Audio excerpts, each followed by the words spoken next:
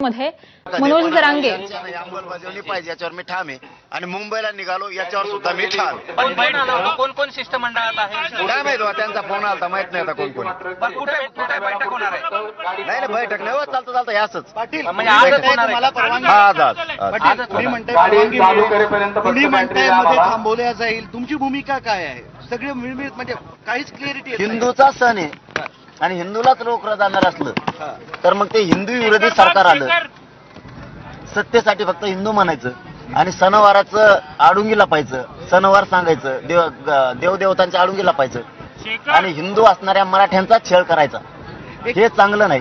त्याच्यामुळे परवानगी होणार, न्याय देवता आम्हाला न्याय देणार याच्यावर पूर्ण आत्मविश्वास आहे. तर तुम्ही सातत्याने आवाहन करताय की मराठा नेत्यांनी तुमच्या बाजूने बोलावं, मात्र सत्तेत किती मराठी नेते आहेत तुम्हालाही माहिती आहे. ना लक्षात कुणीही बोलत नाहीये किंवा तुमच्या बाजूने कोणीही त्यावर बोलत नाहीये. तेच लक्षात येईल ना. मग आता समाजाच्या त्याच्यासाठीच बोललोय ना मी. केलं सहकार्य तर आयुष्यभर त्यांना विसरणार नाही केलं तर कमीत कमी समाजात ते उघडा तरी पडेल ना, हे गरजेचं आहे. त्यांचे नेते सगळे एका जुटीने लढत आहेत आणि यांनाच काय झालं तर ते उडण. आता आम्हाला गरज आहे बुवा, सरळ सांगतो, राजकीय पक्षातले मराठी, सगळ्या पक्षातले सत्ताधारी विरोधक आणि श्रीमंत मराठी यांची आम्हाला गरज. तुम्ही सातत्याने म्हणताय फडणवीस थांबवताय, फडणवीसांमुळेच हे कुणी बोलत नसावे, कारण तुम्ही गेल्या वेळेसही म्हणत होते की फडणवीस येत नाही. माणूस सहन किती दिवस करत असतो, राजकीय नेते पण आणि श्रीमंत मराठी पण किती दिवस सहन करते.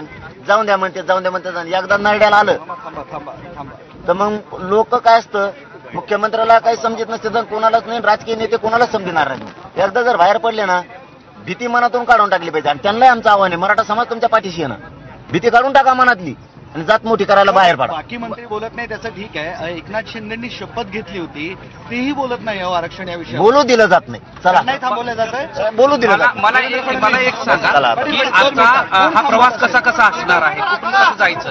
नाही आता अंतरवाली येऊन निघालो, पैठण, शेवगाव मार्गे, अहिल्यानगर, शिवनेरी, चाकण मार्गे, लोणावळा, पनवेल आणि आझाद मैदान. चला चला चला, धन्यवाद धन्यवाद.